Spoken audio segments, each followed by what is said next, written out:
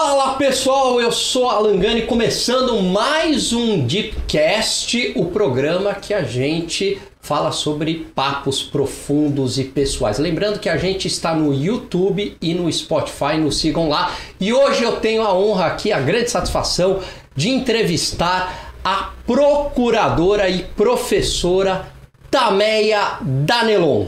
Tameia, muito obrigado aqui pela presença no Deepcast aqui com Alan Gani.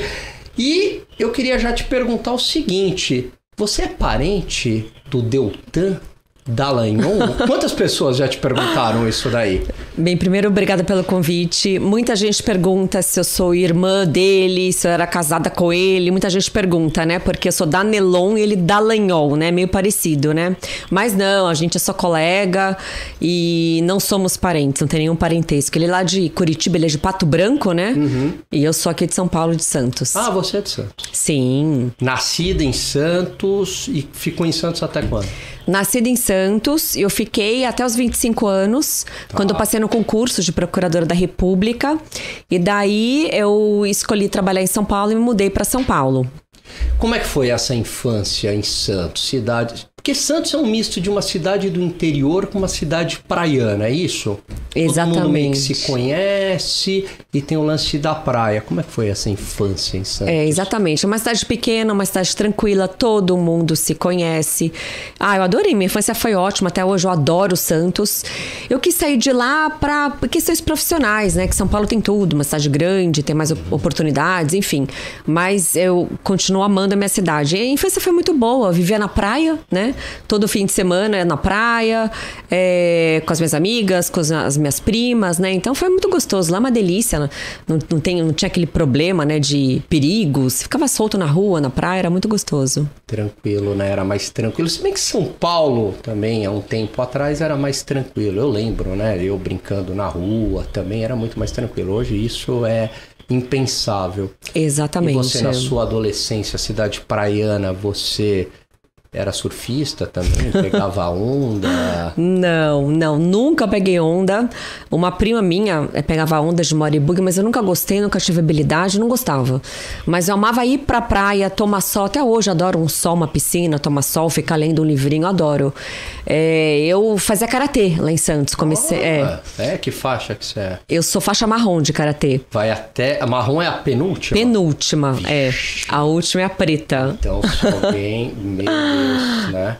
Além de você processar, você dá um cascudo na pessoa. Se precisar, né? Não vou me intimidar, né? E aí você fazia karatê lá? Isso. Tem um estilo de karatê que chama Shorin-ryu e a base é em Santos. Já tem o falecido mestre Shinzato, que ele era nono dan. Uhum. Então esse estilo Shorin-ryu, a base é muito em Santos, que é muito divulgado, né? Então eu comecei com 11 anos a fazer karatê, parei um pouco, voltei, daí consegui a faixa marrom e morando aqui em São Paulo, eu fiz umas aulas de outras artes marciais, que é muito difícil de achar esse estilo Shorin-ryu no karatê. Mas eu fiz Muay Thai, MMA, fiz algumas coisas aí pra... MMA você fez também? Fiz. Meu Deus do céu. E o que deu assim na tua cabeça? Porque geralmente, né, menina não se interessa muito, na média, por artes marciais. O que deu na tua cabeça? Não, eu quero fazer artes marciais e tal. Geralmente é, né, um gosto mais masculino, né? Sim, mas veja, como uma boa geminiana tem uma duplicidade, digamos assim, né? Eu fiz balé, eu fazia ao mesmo tempo balé e karatê. Tá. Então eu sempre gostei de artes marciais, eu vi aqueles filmes do Van Damme, isso quando eu tava já mais adolescente, assim, né? Com 11. Van Damme eu tinha uns 16, 17. Não, as artes marciais com 11 anos. Karatê eu comecei com 11 anos. Mas qual foi a fagulha? Você falou, não, putz. Eu era muito magrinha, muito pequena, muito miúda, sabe? E os meninos, como sempre, fazem aquelas brincadeiras, que isso a vida inteira tem, né? Não é só de hoje, né? Não. E eu sempre fui assim, meio respondona, sabe? Eu não gostava de levar desaforo pra casa, né? Tá. Então eu queria responder, mas eu não me sentia segura. Então eu falei, vou fazer karatê, não pra sair batendo nas pessoas nem nos meninos, né? Porque foi algo pra mim, eu me senti um pouco mais segura. Veio daí, não foi uma influência familiar, nada? Não foi. Acho que minha mãe falou, você não quer fazer judô, karatê? Eu falei, quero karatê. Tá. Eu não sei se eu já tinha visto um filme ou outro do Bruce Lee, não lembro, mas eu lembro que eu queria... Ela te incentivou. Ela falou, ela achava bom fazer um esporte, já fazia balé, né, que a mãe me colocava em tudo, né, piano, violão, balé, karatê, então tudo que tinha de curso, que ela sempre falava que ela queria me dar um leque de várias coisas pra eu me identificar e depois eu ver o que eu gostava mais pra seguir, né. Legal. E aí o que você fez durante essa fase? Então, eu fiz balé e karatê ao mesmo tempo. Balé eu fiz por muitos anos. Tá. Mas depois eu pendi mais pra karatê, eu achava mais divertido. Porque o balé é muito difícil, aquela sapatilha de ponta, detona o pé, é muito, muito difícil, né? E algum instrumento musical? Sim, também? sim, eu fiz aula de violão e de piano. Tá. Piano eu arranho um pouquinho, violão é um pouco mais fácil, né? Então eu toco um pouquinho algumas músicas. Mas então teve, né, essa influência da sua mãe querendo meio multimídia, assim, que você fizesse várias, né, tivesse várias habilidades diferentes. Isso, né? exatamente. A mãe era pianista clássica que tocava no Teatro Municipal de Santos. Então não, mas antes disso eu já fiz balé desde os 4 anos que eu fazia balé. Então ela me incentivou esse lado da arte, né, de fazer o balé, de tocar instrumentos musicais. Não toco, né, eu só mexo um pouquinho, né, mas teve essa influência. Mas o karatê acho que eu que quis mesmo. E aí, como é que era a dinâmica na sua família? Você tem irmãs? Era aquela família mais tradicional ali? Pai, mãe? Como é que foi? Mais ou menos. Eu sou filha única, meus pais não se casaram. Quando minha mãe estava grávida, eles se separaram. Minha mãe morava aqui em São Paulo. Meu pai até hoje mora aqui em São Paulo. E daí ela foi para Santos, que ela já queria ter filho, ela já tinha 33 anos, pra época já era meio velha até, né? E daí ela se mudou pra casa dos meus avós. Então, qual que era o meu ambiente familiar? É minha mãe, a minha avó e meu avô. Então, era uma dinâmica muito boa, que a mãe sempre trabalhou, desde os 16 anos que ela trabalhava. Então, eu ficava com a minha avó e com o meu avô. O meu avô era aquele senhor super brincalhão, que jogava jogos comigo, levava na praia pra andar de bicicleta. Minha avó era mais rígida, né? Ela tinha mais disciplina, né? E então foi muito tranquila a minha vida, a minha infância, né?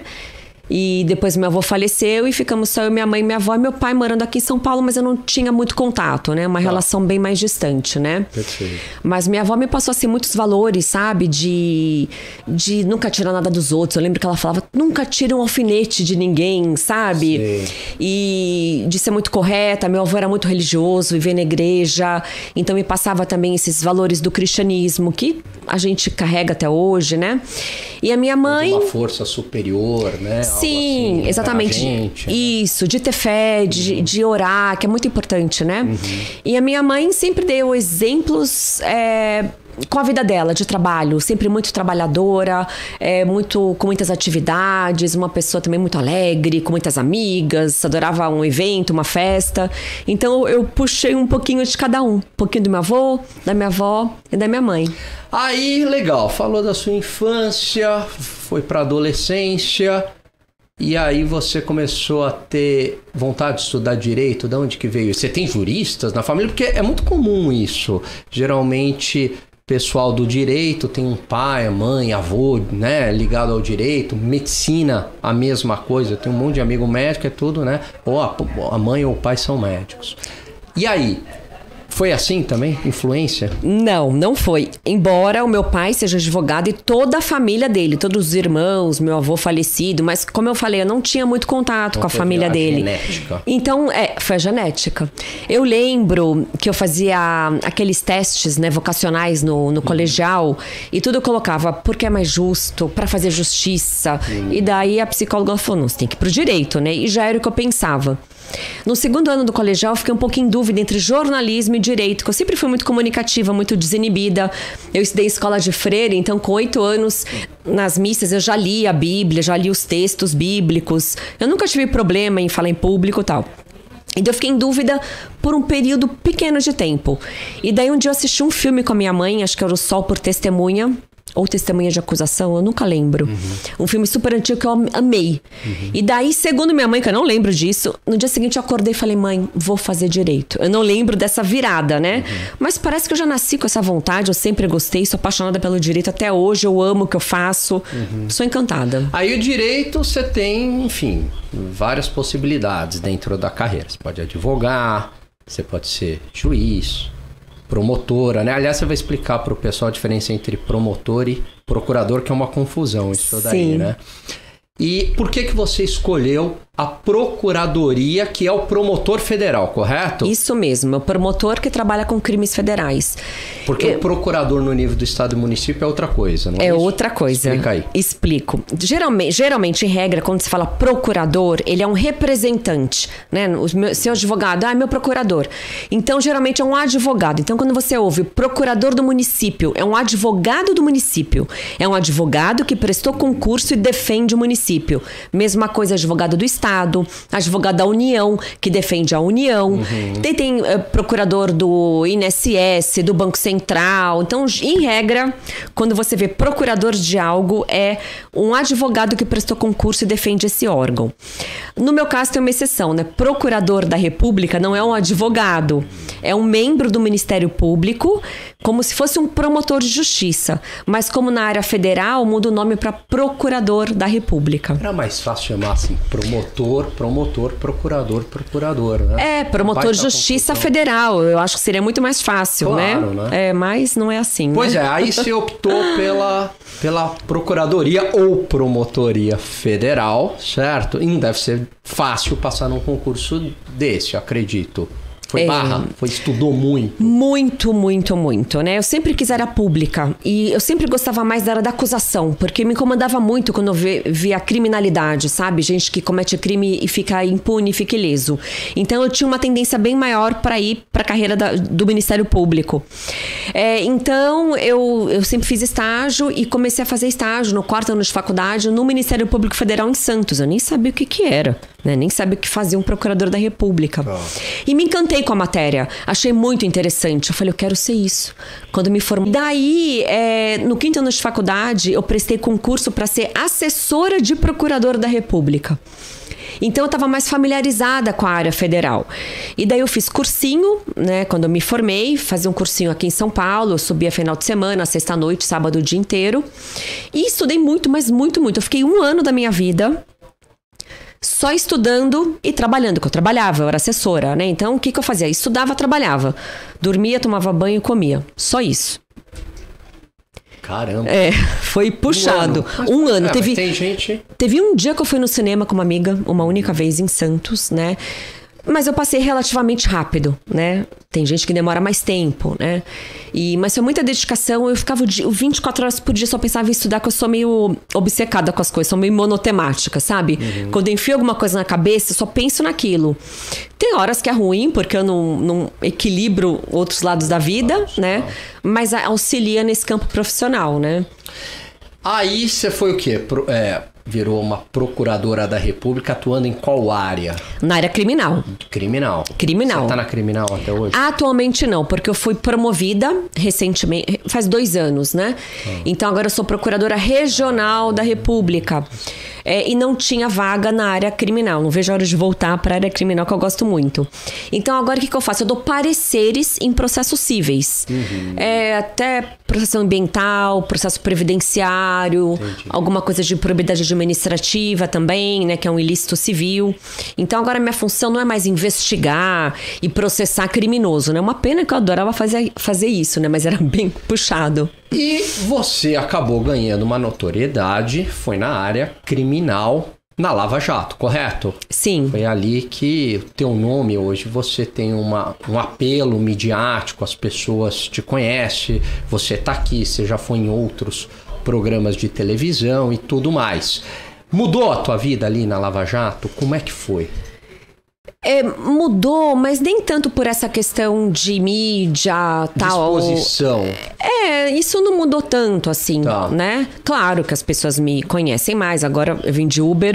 Quando eu saí dele, doutora, eu te conheço, sigo a senhora, né? Então eu fico feliz, né? De saber que tem pessoas acompanhando o meu trabalho, que meu trabalho nas redes sociais, né? E na imprensa, é pra trazer informação pra população sobre política, sobre justiça. Então eu fico feliz quando as pessoas me reconhecem nesse sentido, né? Mas o que mudou foi do trabalho que eu desenvolvia, porque por um lado era super cansativo, me exigia demais de mim, né? E eu sentia utilidade nesse trabalho, eu podia contribuir, né? De ver pessoas muito grandes sendo presas, tendo o dinheiro roubado, bloqueado e devolvido aos cofres públicos. Então essa satisfação é muito grande, porque antes eu processava as pessoas e nunca era preso, tinha prescrição, é um trabalho muito de enxuga-gelo. Então a Lava Jato, ela mudou assim o paradigma. Então a transformação na minha vida foi essa, de me sentir mais útil, de poder sentir que eu estou contribuindo mais ainda com o país, né? E o reconhecimento, a mídia é uma consequência legal. Eu gosto de ir na imprensa, gosto de me comunicar, é isso. E você foi a mulher que colocou os irmãos Joesley, né, na cadeia. O Joesley e o Wesley, né? Os dois irmãos lá da JBS. Isso, não foi? Isso Imagino mesmo. que deve ter sido uma baita pressão, porque é uma empresa, enfim, é comandada, né? Uma empresa gigante e tudo mais. Como é que foi isso daí? Então, os irmãos Batista, eles tinham feito... Irmãos Batista, eu falei irmãos Joesley. Mas tem gente que fala também. Eles tinham feito uma colaboração premiada, né, com esse Procurador-Geral da República. E qual foi o crime que eles cometeram, que eu investiguei e processei, né? Foi aquele chamado insider trading, né? Quando a pessoa tem manipulação de mercado, quando ela usa uma informação privilegiada, né? Você sabe muito mais que eu sobre isso. É um canal financeiro aqui, a gente, né, lida com isso o tempo inteiro. Exatamente, né? Então, o que aconteceu? Alguns dias antes de ser divulgado que eles fizeram a colaboração premiada, eles operaram na Bolsa de Valores e tiveram um lucro de 100 milhões de dólares, né? Utilizaram a informação privilegiada, que era a própria colaboração premiada, lucraram pra caramba, mexeu no mercado, né? Então, este foi o processo que eu investiguei e processei. E a gente pediu a prisão, né, juntamente com a Polícia Federal, e conseguimos prendê-los, né? Eles ficaram presos por 6 meses, né? E foi um processo, assim, foi um dos mais interessantes que eu trabalhei, que foi muito desafiador, porque era muito difícil, né? Esses termos financeiros, né? De bolsa, mercado futuro, juros futuro, eu não sabia nada disso. Então, eu tive que me dedicar muito e estudar muito para ter o mínimo de conhecimento para fazer um processo consistente, né? Que bacana. E aí você falou assim, bom, contribuir para o país, sentir, né, concretamente essa contribuição, prendi as duas pessoas, os dois foram presos. Os dois, né? Ficaram 6 meses. Os dois foram presos. E aí, da mesma forma que houve a contribuição e você sentiu, né, isso na pele, como é que foi ver toda a anulação da Lava Jato? Então, esse processo específico, eu nem sei mais como é que tá, que na pandemia ficou tudo parado, que eu achava um absurdo, né, ficar os processos parados, mas enfim. Mas não chegou nenhuma condenação que eu saiba, né, porque eu não atuo mais nesse caso. Mas a grande maioria dos processos da Lava Jato anulados, as pessoas soltas, né, então é muito triste quando você vê um trabalho... frustrante? Muito. O sentimento, assim, de... É muito. Foi tudo em vão? Eu não digo que tenha sido em vão, porque a gente fez o nosso melhor, a gente fez o que a gente tinha que fazer como servidor público, a gente é remunerado para investigar e descobrir um crime, processar a pessoa e pedir a prisão, né? Essa é a nossa obrigação, né? Mas dá muita tristeza de ver todo o trabalho de centenas de pessoas, né? Dezenas de procuradores, dezenas de policiais, auditores da Receita Federal, juízes, desembargadores... E tudo pro lixo. Anos e anos de trabalho, milhares de valores públicos aplicados nessa persecução penal para não resultar em nada. A maior operação de combate à corrupção da história do Brasil, que prendeu pessoas que jamais estariam atrás das grades, como os maiores executivos, né, políticos muito influentes. E agora quem que tá preso? Só o Cabral. Deu uma sensação assim pro povo brasileiro, agora vem a transformação. Aquela coisa, o Brasil é o país do futuro e o futuro nunca chega e não chegou, né? Exatamente. Teve o lado bom que eu vi que as pessoas estavam mais esperançosas com o país, estavam acreditando na justiça, por isso que tinha aquele apoio maciço à operação por parte da sociedade, né? Então a gente conseguiu trazer uma semente de esperança para que acreditasse na possibilidade de mudanças. Tudo foi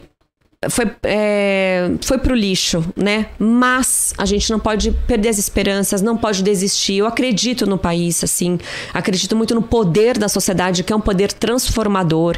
Então a gente tem que entender que a vida é como se fosse um pêndulo, né? Tem horas que tá para um lado, tem horas que tá pro outro. Teve um momento da história que o pêndulo estava no combate à corrupção, no combate à impunidade, com a população participando e tendo resultados, né? Agora está numa fase muito difícil. Muito difícil. Mas acho que isso pode ser revertido e daqui a uns anos melhorar um pouco. Espero. E você participava das operações? Você ia junto lá com a Polícia Federal? Ah, que legal isso daí. Ia. Carro, tal. Ia. Batia de madrugada. Como é que era? De madrugada, a gente tinha que acordar umas 3 da manhã. Daí ia pra sede da Polícia Federal, que tinha o briefing, né? Eu sabia do caso, né? Se era um caso meu, que eu atuava, a gente sabe onde vai ser. Mesmo sendo o Lava Jato, mas do colega do Rio, colega de Curitiba, a gente não sabe. Não sabe, mesmo sendo procurador.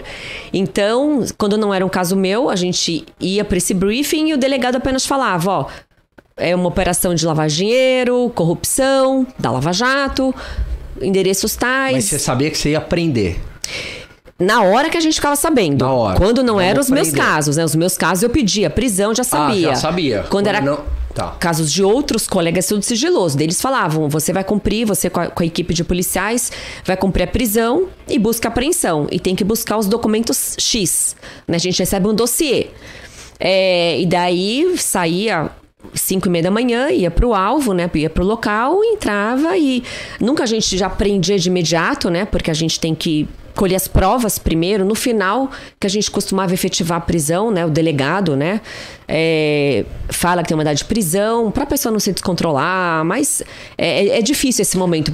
Mas, então, aí tocou a campainha. A pessoa já sabia, opa, vou ser preso ou não? Ainda tinha aquela esperança. Que hora que vocês comunicavam? Olha, o senhor tá preso. E eu acredito que os familiares também não deveriam saber, né? Então, como tava na fase da Lava Jato, e a pessoa, obviamente, estava envolvida, né? Porque não é feito... É raríssimo ter uma busca e apreensão em alguém completamente inocente, né? Pode ser que aconteça? Pode, mas é raríssimo. Tá. Então, quando a gente tocava às 6 da manhã a campainha, a pessoa já acordava, né? Acho assustada. Que já sabendo que foi localizado, né? Mas na hora que abria a porta, você falava... Nada, não, só busca e apreensão de início, né? A gente veio cumprir uma mandado de busca e apreensão, Operação Lava Jato, seja de Curitiba, de São Paulo, do Rio de Janeiro, de Brasília, né? Que o núcleo era aqui em São Paulo, né? Então, só no final que a gente coletava os documentos, que a gente mostrava o mandado de prisão, né? E, assim, por mais que eu acho que tem que prender quando a pessoa comete crime, quando comete crime grave de corrupção, é importante a prisão preventiva para que a pessoa não continue cometendo crimes, para não venha a destruir provas. Mas não é uma sensação boa você prender as pessoas. Quisera eu que não tivesse criminosos, né? É ruim, né? E geralmente tem a mulher, tem os filhos que choram. É muito difícil, né? Mas a gente tem que cumprir o nosso trabalho, o nosso labor, e é isso que a gente fazia. Mesmo que seja um bandido corrupto, essa sensação não é boa. Não, mesmo um corrupto, né? Não é agradável, né? Você conduzir alguém pro cárcere, né? Mas tem que ser feito. E os familiares sabiam geralmente ou não? Ou eram pegos assim de surpresa na hora, ó, o senhor está preso, a senhora está presa? Como é que reagiam os filhos? A mulher. Então, teve um caso. Tô falando a mulher porque acho que a maioria era homem, né? Mas teve esse caso que eu tô lembrando, tá bem nítido pra mim. Era uma casa aqui em Alto de Pinheiros. A mulher também foi presa. Tá. A mulher também foi conduzida porque tinha indicativos de que ela tava no esquema da lavagem de dinheiro, tá? Então, é difícil, é muito difícil quando você fala para as pessoas que vão ter que, olha, faz agora, a gente tem que cumprir uma mandado de prisão. Geralmente é o delegado que fala, mas a gente fala também, né? E por ser mulher, eu sempre gostava de falar mais com as mulheres, né? Quando nas buscas e apreensões, eu sempre ia no closet, né? Porque mulher não gosta que homem policial fique mexendo nas coisas, né? Então eu tinha essa sensibilidade de fazer isso. Tem isso aí. E daí é muito difícil, né? Deu a voz de prisão pro homem, pro marido, e depois teve que falar pra mulher, né? Então é muito chato. Olha, então a senhora faz uma malinha, recolhe os objetos pessoais, remédio e tal. É difícil, daí a mulher começa a chorar, né? As filhas, daí se abraçam, é triste. Claro. Não vou dizer que eu tinha prazer em fazer isso, claro que não. Né? Meu prazer é pegar o dinheiro e devolver para a sociedade, né?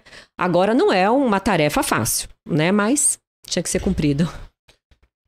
No caso do Joesley, você participou também? Você estava junto? Não, nesse dia eu não quis ir. Eu não participei. Tá, eu não participei porque... Foi aonde? Foi em São Paulo? Em São Paulo. Foi em São Paulo. Tá. Nas empresas, nas residências, né? Eu não participei porque, como eu era procuradora do caso, eu tinha que ficar de prontidão, porque geralmente esses grandes poderosos, né? No momento que já é preso, já entra com habeas corpus. Então eu tinha que ficar já no gabinete, porque caso a defesa pedisse a soltura, eu já tinha que estar pronta para dar as razões para o juiz, para não soltar, para o tribunal, porque eles recorreram, assim, em questão de dias, para o Tribunal Regional Federal e para o STJ, né? Então a gente fica de prontidão para responder esses pedidos, né? Além da Lava Jato, teve outro caso, assim, na sua carreira criminal, que foi muito marcante, muito emblemático, que você falou, poxa, que legal que eu participei disso?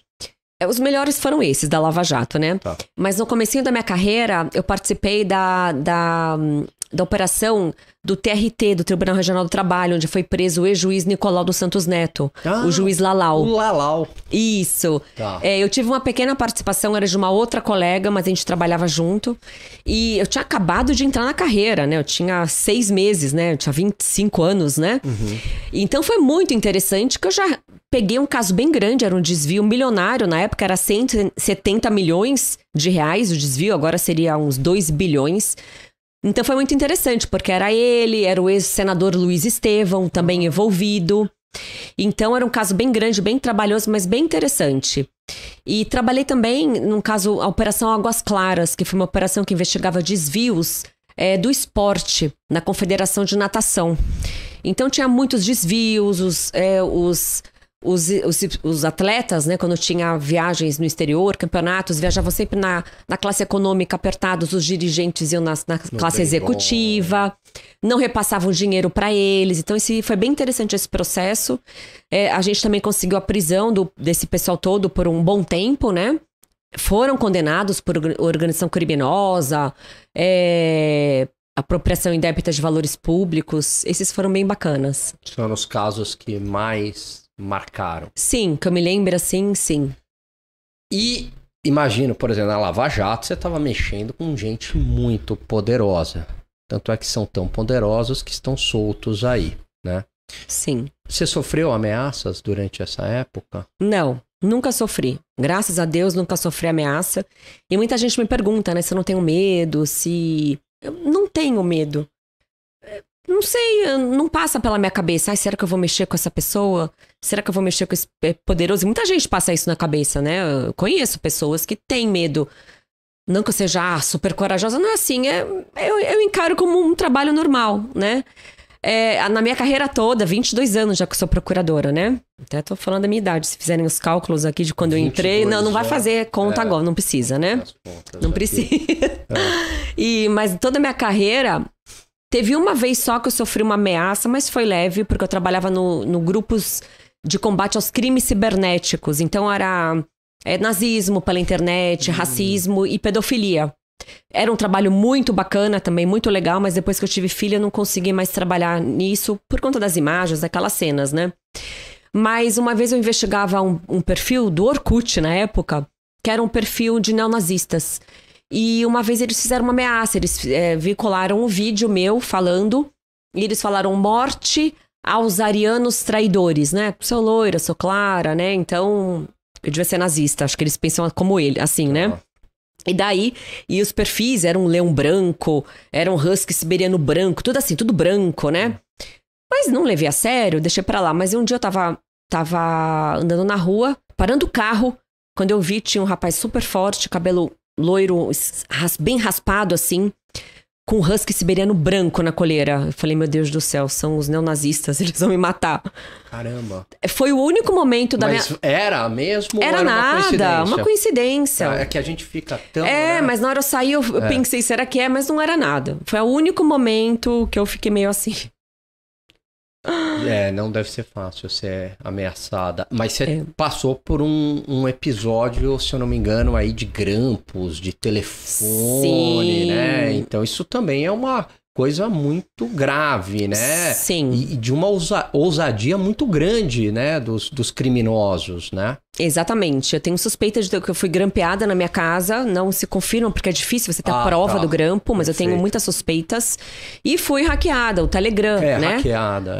A operação spoofing, né? Que prendeu os hackers, né? Fui hackeada. Invadiram a minha conta e começaram a divulgar várias conversas inventadas, manipuladas, fora de contexto, que a gente não reconhece.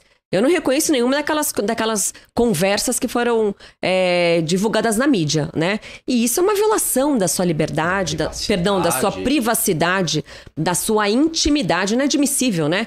Então esse foi o golpe mais baixo na Lava Jato, porque só foi hackeado quem trabalhava na Operação Lava Jato. Todos os meus colegas que trabalhavam na Lava Jato. Né? O ex-juiz Sérgio Moro também, o Deltan. Então, como eles viram que não estava conseguindo derrubar, fizeram isso, né? Também, aí você falou que você tem uma filha, você acabou de mencionar, você é casada? Eu sou divorciada. Divorciada, tenho um namorado e tenho uma menina de 12 anos, a Giovana. Muito bem. E hoje se dedica, além da sua carreira, a filha. Sim. E também você dá aula, né? Eu faço 1000 coisas, Alan. Ó, eu sou professora, atualmente não estou em nenhuma universidade, Mas né? você teve uma passagem? Dei aula em 2 universidades, em várias pós-graduações, né? O que eu faço? É mais difícil com teus alunos bagunceiros de graduação ou com teus criminosos? Os alunos bagunceiros da graduação. É mais difícil. É mais difícil. Tem que entrar com um taco de beisebol, né? Pra dar aula, né? Falam demais, não prestam atenção. Os criminosos não, eles respeitam. Mas e aí, desculpa, eu te cortei. Então, eu sou procuradora, eu sou articulista da Gazeta do Povo. Tem um programa agora na Gazeta do Povo, que é o Fora dos Autos, que passa toda quinta-feira no YouTube às 20 horas. Que mais? Tem um curso online Justiça e Corrupção, que inclusive estão com as inscrições abertas. Então aproveita e faz o merchan. Isso, é só entrar no meu Instagram, @tamedanelon, no link da bio, é só clicar lá que é direcionado para adquirir o curso, né? Dou muita palestra. Peraí, o curso é sobre o quê? Bem, o curso chama Justiça e Corrupção e ele é sobre direito, sobre política para leigos. Então qualquer pessoa pode fazer o curso. Mesmo quem é da área jurídica, quem é estudante e quem não é. É formatado para leigos. Então eu explico os 3 poderes da República, eu falo que é CPI, falo de impeachment, falo das operações anticorrupção que nós tivemos na história, desde o Anões do Orçamento, Mensalão, Máfia das Sanguessugas, Lava Jato, Covidão. Eu explico sobre corrupção, falo sobre colaboração premiada. Então é um curso muito bacana, que para qualquer cidadão fica mais completo entender de política e ter argumento para dialogar e conversar na família, no trabalho, com os amigos. Você sabe que eu defendo uma ideia que todo mundo deveria ter noções de direito, noções de economia, noções de finanças. Quer dizer, é um mínimo ali, né, para você. Não sei se tem mais alguma outra matéria que me vem à cabeça, mas você tem que ter noções básicas dessas matérias. Evidentemente, quando eu estou falando de português, matemática, isso já é dado, mas matérias que só são dadas na faculdade. Então, quer dizer, um médico, ele não tem noções de economia e de finanças porque ele não tem no curso dele, só que é algo que você usa para a vida. E direito, a mesma coisa. Ainda na faculdade de economia eu tive direito, mas uma faculdade de engenharia você não tem, né? Acredito que não. Então é fundamental, né? Faz parte da formação do indivíduo, do cidadão, você não acha? Concordo plenamente com você. Eu tive economia 1 ano só. Eu queria ter aprendido mais sobre economia, por exemplo, sobre política. Foi recente que eu tenho estudado mais sobre política, me interessado mais, né? Aí que deu a ideia de eu fazer esse meu curso online, que eu comecei a fazer cursos, né? Fiz curso sobre capitalismo e socialismo, curso de política, para entender política. E aí que eu tive a ideia de fazer o meu curso, para as pessoas entenderem o direito de uma forma fácil. Porque as emissoras de TV, rádio me chamavam muito para comentar os casos, explicar como é que funciona, qual a diferença de um inquérito policial, de um processo, o que é julgamento em segunda condenação, o que são instâncias. Daí eu vi que as pessoas tinham sede desse conhecimento. Foi quando eu comecei no Instagram a fazer live e explicar tudo isso. Eu percebi, não, as pessoas querem ir além, elas querem algo mais. Foi quando eu montei esse curso, né? Já tenho mais de 500 alunos. E porque, como as pessoas estão muito interessadas pela política, elas têm que ter argumento, elas querem ter elementos. E entender um pouquinho de direito, né? Claro. Para dizer, por exemplo, a prisão do Daniel Silveira foi ilegal. Agora, por que foi ilegal? Tem gente que sabe que é ilegal, mas não sabe dizer. Exatamente. Não sabe explicar. Então, eu dou todos esses elementos para os meus alunos, para que eles entendam e possam discutir esses assuntos. Ainda mais que, por exemplo, nos Estados Unidos, acompanhando o noticiário nos Estados Unidos, as questões da Suprema Corte não entram muito no noticiário. O noticiário, basicamente, lá é economia, lógico, política, as brigas entre republicanos e democratas e geopolítica, né? E aqui é espantoso como o Supremo Tribunal Federal entra no noticiário diário, né? Como é que você está vendo toda essa exposição aí que está tendo o Supremo Tribunal Federal, né?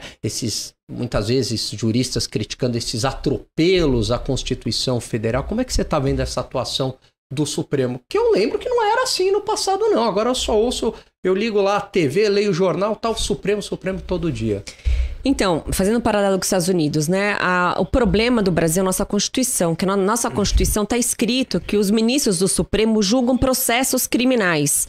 O que eu entendo que é um absurdo, que uma corte constitucional não tem que julgar processo criminal, né? Soltar goleiro Bruno, traficante, não tinha que nem chegar essas questões numa Suprema Corte, como em todas as outras Supremas Cortes do mundo, nenhuma tem competência criminal. Então, começa por aí, mas está escrito na Constituição. Então, os casos criminais, quando que começou o Supremo a ficar tão conhecido e tão em evidência? Quando? Por conta da Lava Jato. Porque os grandes poderosos, como foram privilegiados, começaram a ser processados perante o Supremo. Então, assim, Alan, eu não vejo com muito bons olhos esse ativismo todo do Supremo. Por mais respeito que eu tenho à Corte e a todos os ministros, eu vejo que essa exposição é uma exposição negativa.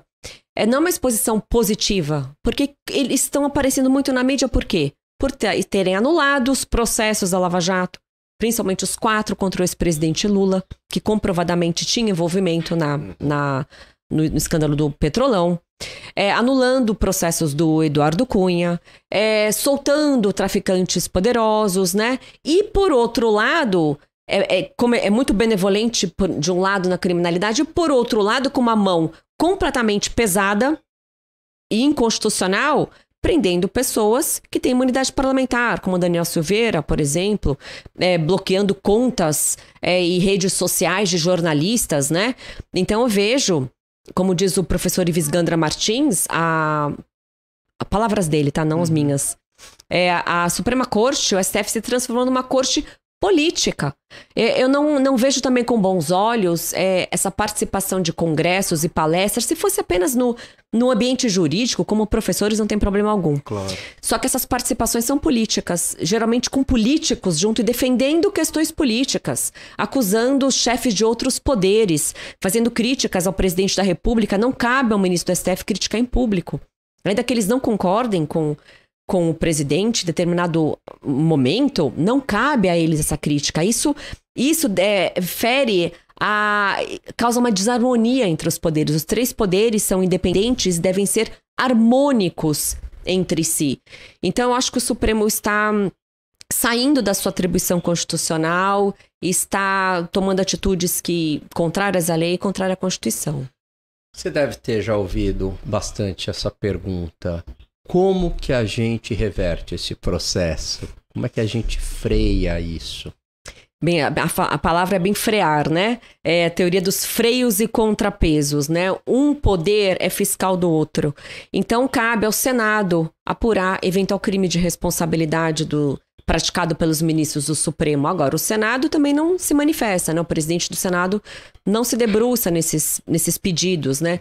O que cabe à população? Primeiramente, neste momento, é pressionar o seu senador. Não estou dizendo que eles tenham cometido crime de responsabilidade e tem que abrir processos de impeachment, não é isso. Mas aquele cidadão que acha que isso deveria ocorrer, deveria entrar em contato com o seu senador e pedir uma manifestação em relação a isso. E tá chegando as eleições, né? É muito importante votar bem, pesquisar a vida política do seu candidato e ver quais são as propostas, né? Acho que é por aí. E talvez muito senador não queira se indispor com o Supremo Tribunal Federal, porque tem um passado ali, né? Tudo isso complica bastante o jogo também. E agora, Tameia, e os projetos além da docência? O que você tem em mente aí para a carreira? Você quer ser política um dia? Porque alguns estão indo, dos seus colegas, Sérgio Moro né? Saiu da carreira, foi para política, pleiteou ali a presidência, agora o Senado, né? Teve um namoro ali como para ser deputado.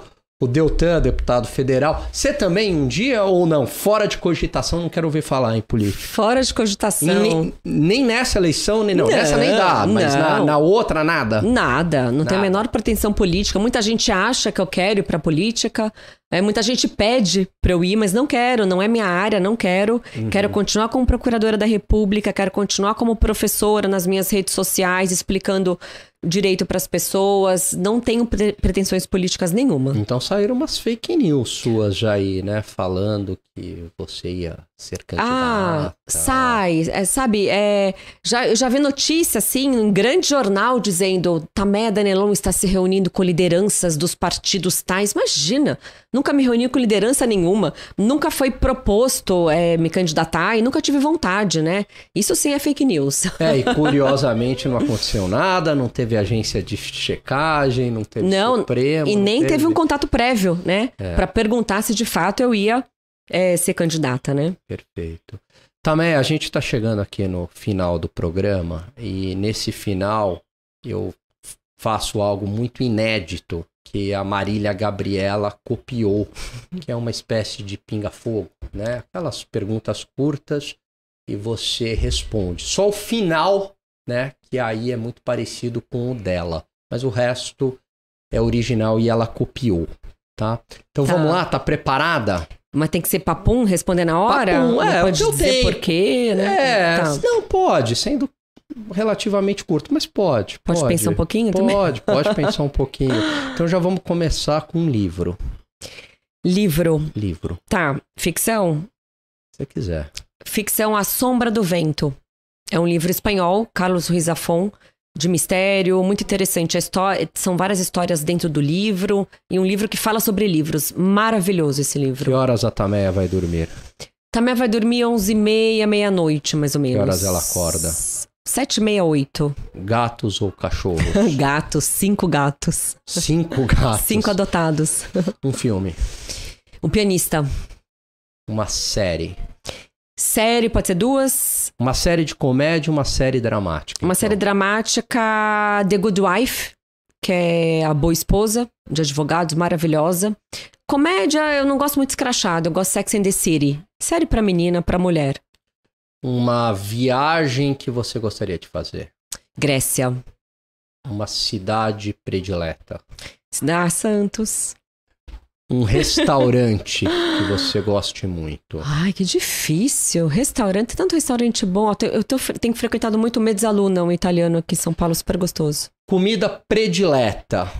Italiana, lógico. Você é descendente de... Sou. Você sabe que Tameia é uma comida, porque meu pai é egípcio. Ah, tá. Tameia.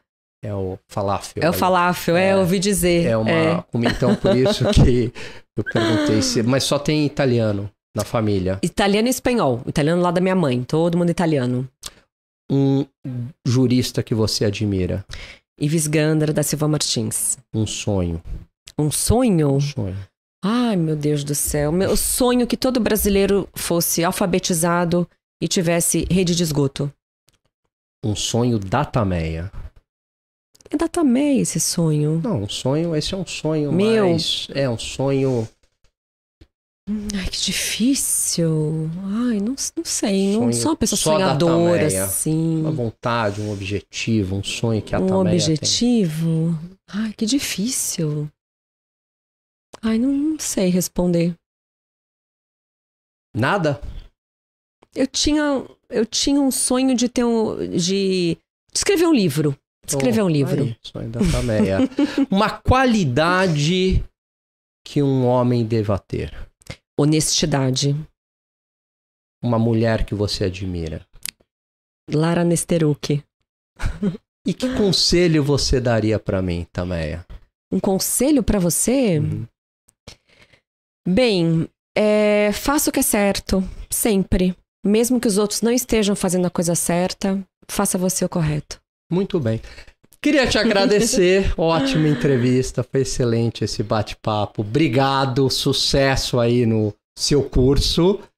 E eu conversei aqui com essa simpatia com a Tameia Danelon, mais um Deepcast aqui com o Alan Gani. Se você gostou, compartilhe esse conteúdo, nos sigam nas redes sociais. Lembrando que a gente está no YouTube e no Spotify. Eu vejo vocês numa próxima entrevista, num próximo bate-papo. Um grande abraço a todos. Tchau, tchau.